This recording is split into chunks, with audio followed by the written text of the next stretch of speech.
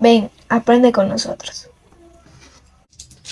Muy buenos días, ingeniero. Mi nombre es María José Payacho Santana, estudiante de Ingeniería Industrial A de preuniversitario. Bueno, vamos a hablar sobre el tema de lógica y vamos a encontrar los resultados de tautología, contradicción y contingencia. ¿Qué viene a decir tautología? Es cuando todos los estados lógicos son verdaderos. ¿Qué viene a decir contradicción? Cuando todos los estados lógicos son falsos. Y contingencia cuando tienen verdadero y falso ambos estados lógicos. Tenemos acá las tablas de verdad en la conjunción, disyunción, la condicional y bicondicional.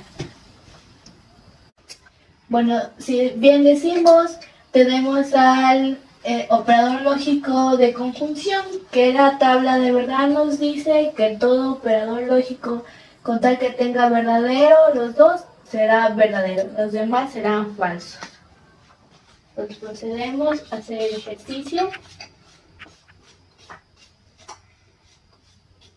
Seguidamente tenemos acá el siguiente operador lógico, que es el bicondicional. ¿Qué viene a decir bicondicional?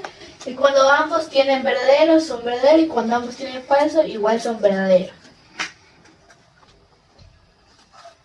Sería así, falso, falso, verdadero. Entonces buscamos la respuesta con este y este. Vamos a buscar el operador lógico de condicional. ¿Qué nos viene a decir condicional? Que el operador lógico que tenga falso en el lado derecho, ese será falso, el único falso, los demás serán verdaderos. Entonces, como tenemos aquí falso y falso sería verdadero, falso y falso verdadero, aquí no está, está a la izquierda, entonces sería verdadero. Esto nos da una tautología. Ya.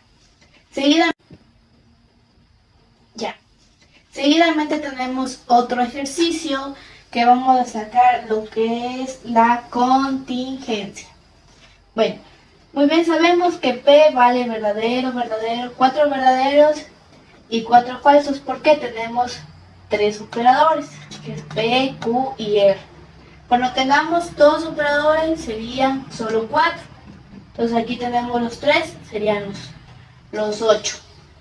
Entonces, vamos aquí a resolver que tenemos un operador lógico que es la conjunción. Muy bien sabemos que la conjunción nos dice en la tabla de verdad que todos los que tengan verdadero, verdadero y falso, falso serán verdaderos. En cambio, los otros que tengan verdadero y falso será falso. Entonces aquí decimos que verdadero y verdadero es verdadero, verdadero y falso es falso. Así sucesivamente.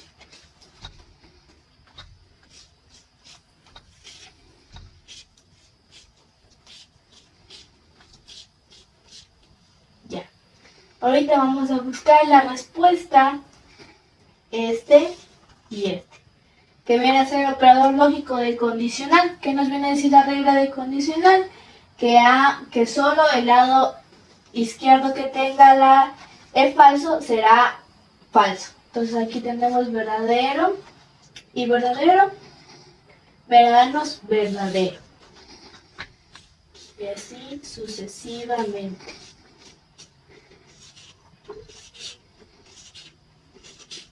Entonces aquí sacamos un resultado de contingencia, porque ambos tienen verdadero y falso. Se intervienen los dos. Agradecer por su querida atención en este video de los operadores lógicos. Buenos días, soy el estudiante Kevin Gabriel Peralta Piazzo de Industrial A y el día de hoy pasaré a hablarle de los tipos de conjuntos. La unión de conjuntos. ¿Qué es la unión de conjuntos? La unión de conjuntos, como bien dice la palabra, es la unión de un conjunto relacionado a otro. Es decir, en este caso cogeremos esta gráfica que está aquí. Digamos que queremos hacer M unión de N. En este caso tendríamos que escoger todo el contenido universal de M. Recordemos que el contenido universal es todo lo que abarca el conjunto seleccionado. Es decir, que esta vez vamos a escoger todo lo que abarca el conjunto M, tanto en el conjunto M. En este caso quedaría como resultado A, B, C, G, L y E, porque estos son las letras que abarcan todo el conjunto universal tanto de M como de N. Para la unión de conjuntos se lo puede representar de esta forma.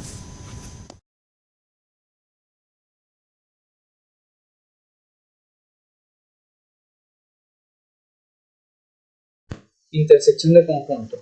¿Qué quiere decir intersección de conjuntos? Bien, para eso tomaremos el ejemplo anterior de la tabla M y N. Para intersección de conjuntos tenemos que escoger todos los elementos relacionados y que tengan en común tanto en el conjunto M como en el conjunto N. Es decir, vemos qué letra se repite en ambas. Podemos ver que A no se repite en N, la C mucho menos, pero la B sí se repite en N y en M. Es decir, que el único elemento seleccionado en la intersección sería la B, por el simple hecho que es común de ambos y se repite en ambos. La intersección de conjuntos se representaría de la siguiente forma, como una U invertida. Diferencia de conjuntos. Como tercera instancia tenemos este. En este caso se deben escoger los elementos de un conjunto que no estén en el otro. Por ejemplo, realicemos como en la tabla anterior. En este caso tenemos M menos de N, es decir, de que tenemos que escoger el contenido universal de M, pero que no se repite en N. En este caso sería A y C. La B no, porque recordemos que la B se repite en N, por lo tanto ya no se escogería como un elemento válido. Por eso los únicos elementos válidos que se escogerían serían la A y la C, por el simple hecho que no se repiten en N. Y por esa es diferencia de conjuntos, porque hay que escoger los cuyos elementos estén diferenciados del otro, es decir, que no se repitan. En este caso solo sería A y C. En la diferencia de conjuntos, este también se le podría denominar como un signo de barra. Diferencia simétrica de conjuntos. Que el nombre no te alarme, este tema también es bastante sencillo, la verdad, no es tan complejo. Lo único que debes hacer aquí es coger los elementos de N que no estén en N y cuyos elementos de N tampoco estén en M. Es decir, pasaremos a escoger como ejemplo la tabla anterior, de igual forma.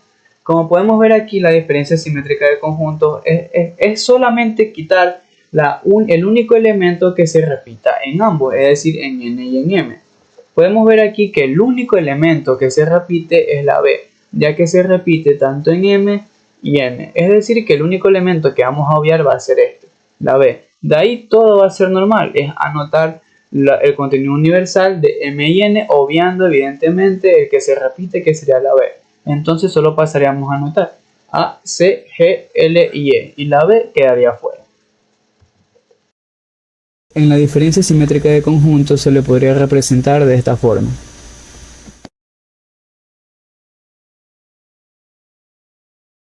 Complemento de un conjunto. ¿Qué es el complemento de un conjunto? El complemento de un conjunto, como bien dice la palabra, es seleccionar todo lo que está en el conjunto U, es decir, el conjunto universal, menos en el conjunto que se nos indica. Pasaremos a ver este ejemplo de aquí.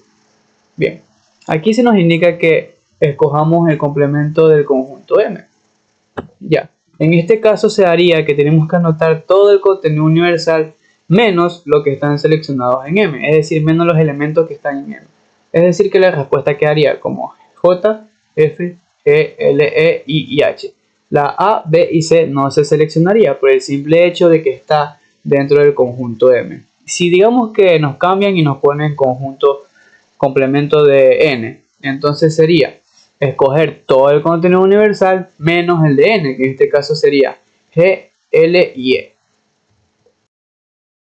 Y como último tenemos el complemento de un conjunto. Esto se le puede representar de la siguiente forma, como si estuviéramos poniendo una entre comillas en la letra. Hola, ¿qué tal? Mi nombre es Santiago Molina. El tema que me tocó explicar son clasificaciones en números reales. El tema de hoy son clasificaciones en números. Empezaremos con los números naturales. Los naturales se simbolizan con la letra N. En ese conjunto de números naturales se representan los números que son el 0, el 1, el 2, el 3, etcétera, etcétera, etcétera, etcétera. Seguimos con los números enteros. Los números enteros se simbolizan con la letra Z. Los números enteros son los números, todo número que sea el 0 se simbolizan con el número 0, el 1, el menos 1, el 2, el menos 2, el 3, el menos 3, etcétera, etcétera, etcétera. Seguimos con los números racionales. Los números racionales son todos números que sean fracción de números enteros. O sea, puede ser el 3 sobre quinto, un tercio sobre quinto, un medio, etcétera, etcétera, etcétera. Seguimos con los números racionales. Los números racionales, como el nombre mismo lo dice, no son racionales. O sea, son lo contrario de los racionales. Como quiera, si los racionales son fracciones, los irracionales no son fracciones. Los irracionales se representan por el número pi, que es 3,1416, o por e, por esos dos y por otros números más que después se explicará. Seguimos con los números reales. Los números reales se simbolizan con la letra R. Los números reales está representado por pi, menos 5, 0, raíz de 2, etcétera, etcétera, etcétera. Seguimos con los números complejos. Los números complejos están representados con la letra C, que en ese conjunto está representado por x más y, que y es el número imaginario, o también se puede representar como un número. 3 más 4y, que es el número imaginario, o también solo borramos el 3 y podemos hacer 10y. Hola, ¿qué tal? El tema que me tocó explicar son operaciones con fracciones. Empezaremos como primer punto, suma de fracciones. En la suma de fracciones se empieza multiplicando en x. 7 por 5, 35. 6 por 3, 18. Aquí sumamos. 35 más 18 son 53.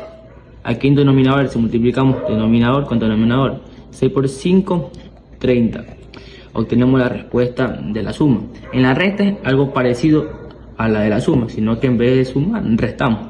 Empezamos multiplicando en x. 7 por 6, 42. 8 por 4, 32.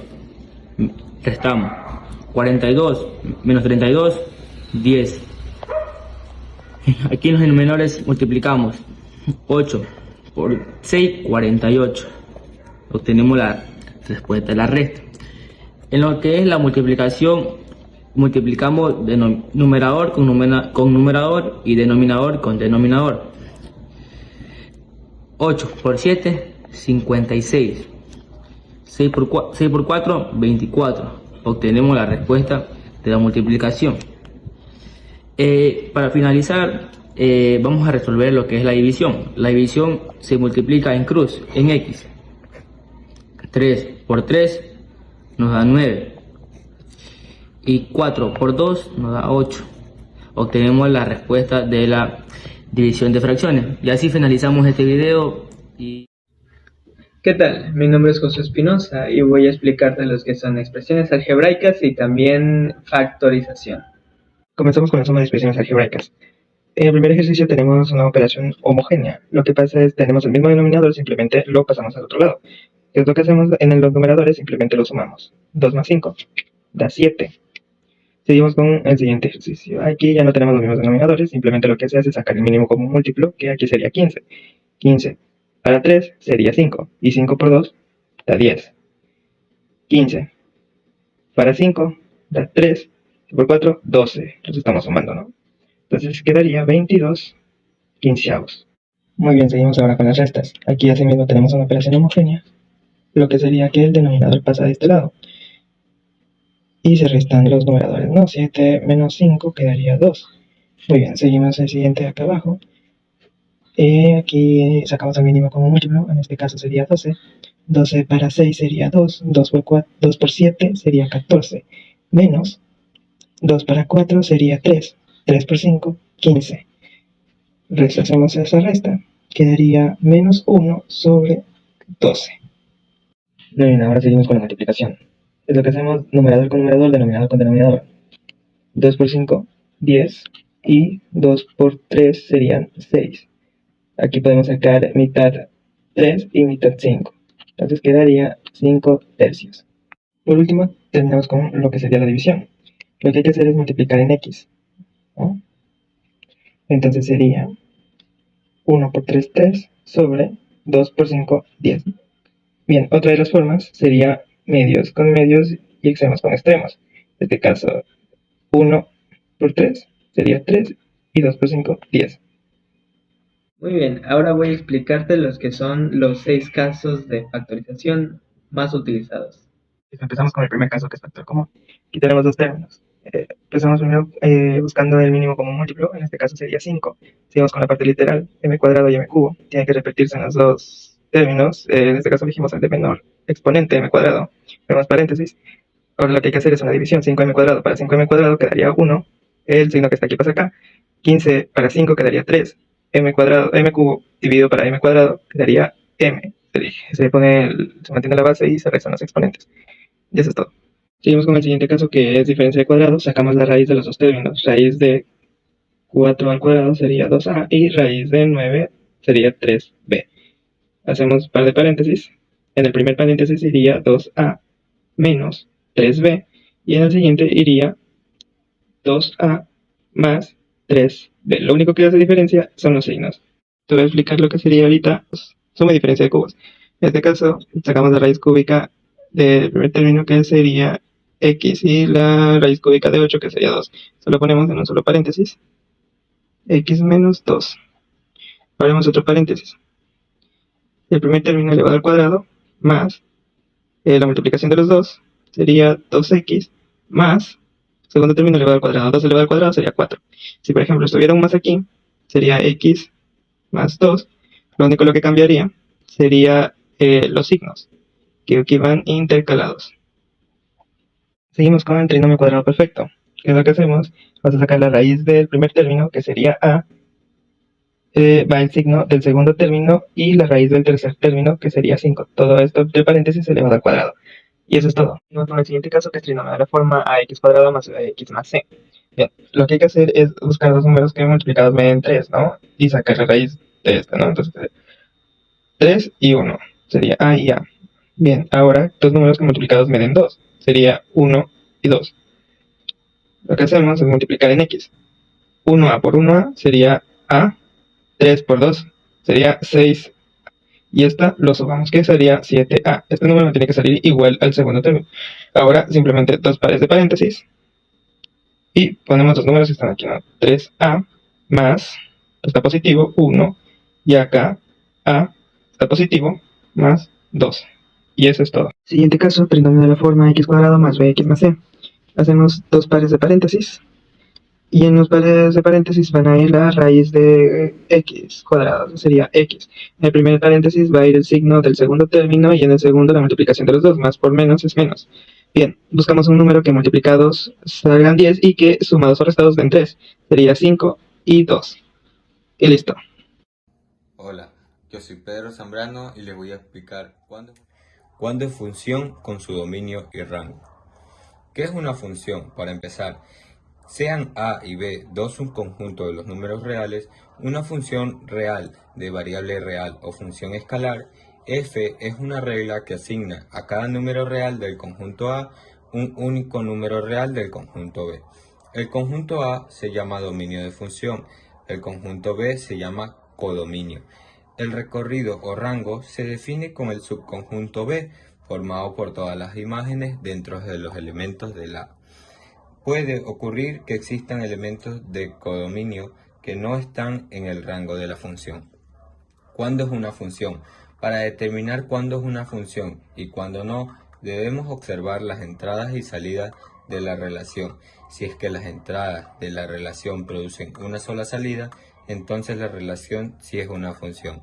Caso contrario, las entradas producen dos o más salidas, la relación no es una función. Esto quiere decir que una función es una relación que asigna un solo valor en el rango a cada valor del dominio. Esto significa que los valores de x nunca se repiten. Aquí podemos ver cuándo es una función y cuándo no. En la primera gráfica podemos ver que x se repite dos veces.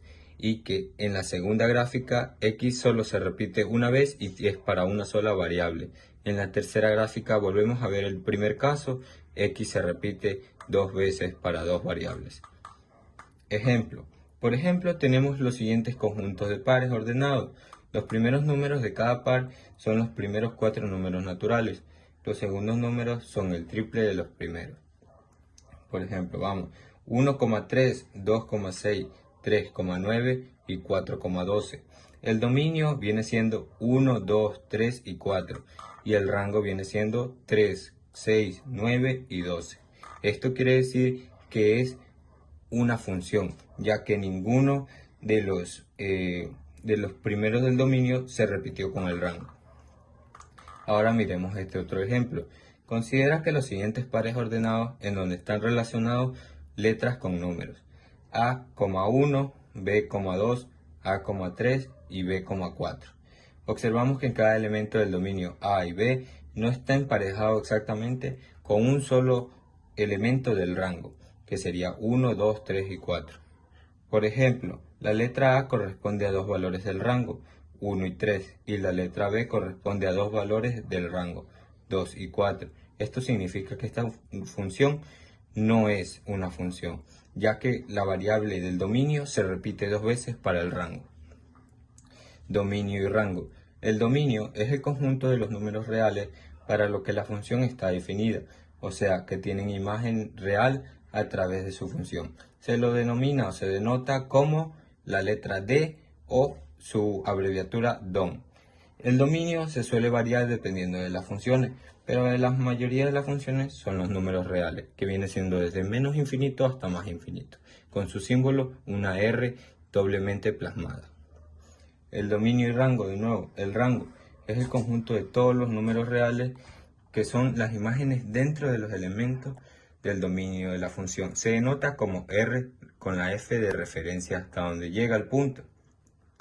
Por ejemplo, la función f de x al cuadrado, tiene por rango desde 0 hasta más infinito. ¿Por qué? Porque el número elevado al cuadrado siempre no va a ser negativo.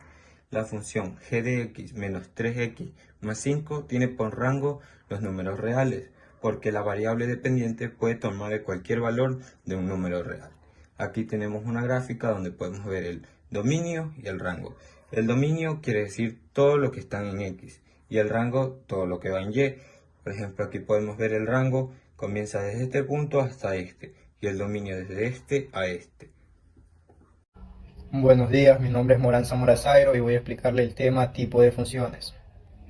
Bien, como primer función tenemos la función constante, que está representada por f de x igual a x. En este caso, x va a valer 2. Bien, dice que cuando x valga menos 5, lleva a valer 2.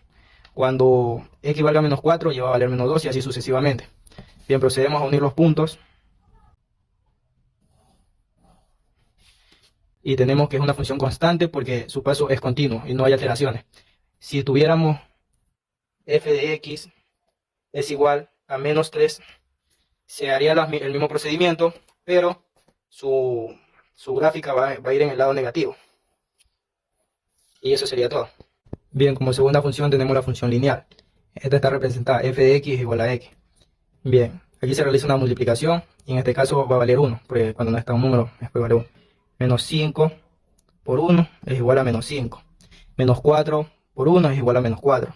Y así sucesivamente. Tenemos que cuando x vale menos 5, y vale menos 5. Cuando x vale menos 4, y vale menos 4. Y así sucesivamente. Ya teniendo los puntos, procedemos a hacer la gráfica. Bien, como podemos ver, es una función lineal. Bien, como tercera función tenemos la función cuadrática, que es f de x es igual a x al cuadrado. En este caso haremos que los valores de x elevarlo al cuadrado. 4 por 4 es 16, 3 por 3 9 y 2 por 2 4. Con esos valores obtenidos procedemos a ubicarlo para luego graficarlo. Tenemos que cuando x vale menos 4 lleva a valer 16. Cuando x vale menos 3 lleva a valer 9. Y cuando x vale menos 2 lleva a valer 4. Y así mismo, luego con el lado positivo. Procedemos a graficarlo.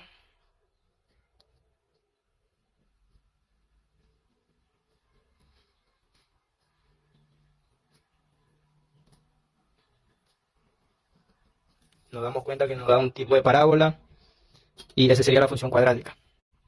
Bien, como cuarta función tenemos la función cúbica, que sería f de x igual a x al cubo. 3 elevado al cubo sería 27, como es negativo pondremos negativo, 2 elevado al cubo es 8 y como es negativo ponemos el menos, 1 elevado al cubo es 1. Bien, procederemos a graficarlo. Cuando x valga menos 1 lleva a valer menos 1, cuando x valga 2 lleva a valer menos 8 y así sucesivamente. Procederemos a graficarlo una vez obtenidos los puntos de la gráfica. Como podemos ver nos sale esta figura de aquí, que es infinita porque irá creciendo, creciendo, creciendo. Como quinta función tenemos la función raíz cuadrada, que es f de x igual a raíz cuadrada de x. Como a menos 5 no se le puede sacar raíz, le ponemos una rayita. Bien, raíz de 3 sería 1.7, raíz de 4 sería 2 y raíz de 5 sería 2.2. Procedemos a ubicarlo en la gráfica. Cuando x valga 3, lleva a valer 1.7. Cuando x valga 4 lleva a valer 2 y cuando x valga 5 lleva a valer 2.2. Procedemos a graficarla. Y bien, esa sería la quinta función. Bien, como sexta función tenemos la función exponencial, que sería f de x igual a elevado a x. A va a valer 2 en este caso y lo elevaremos a menos 5, que sería el valor de x. Para quitarle lo negativo, en el numerador siempre va a ir 1 y colocamos el valor de a y de x. Bien, dice que 2 lo multipliquemos 5 veces, daría un valor de 32. Y un 32avo es igual a 0.03. Haríamos lo mismo con el valor de menos 4 y de menos 3 para quitarle el signo negativo.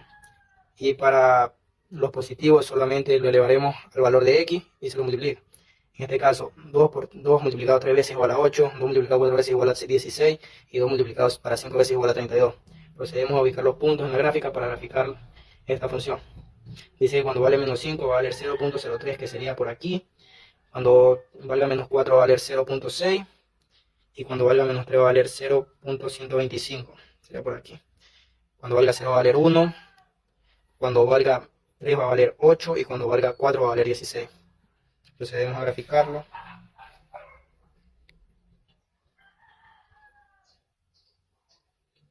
Bien, se fue un poquito chueco, pero esta sería esta función. Gracias. Como séptima y última función tenemos la función valor absoluto, que sería f de x igual a entre barras x. Esta función lo que hace es que lo negativo lo pasa a positivo.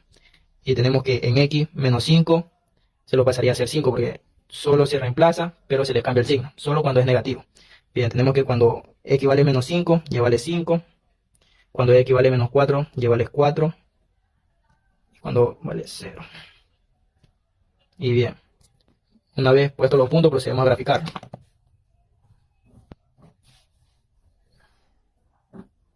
Bien, esa sería la función valor absoluto, que nos da una forma de v.